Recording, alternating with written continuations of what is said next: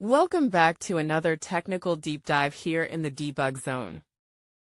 Today, we're tackling a big question and breaking it down with insights from other users. Hopefully this clears up some misconceptions and helps you get the answer you need. So buckle up, stay a little curious, and let's jump right in.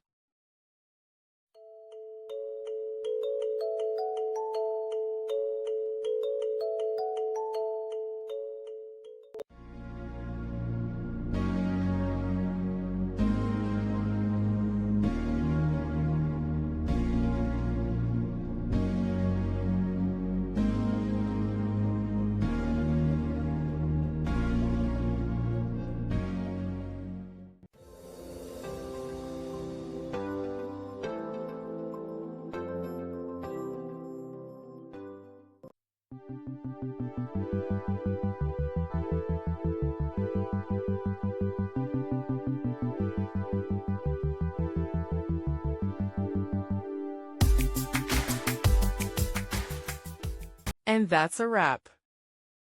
I hope you found the answer you were looking for.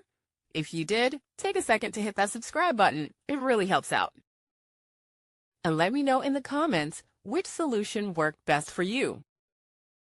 See you next time in the debug zone.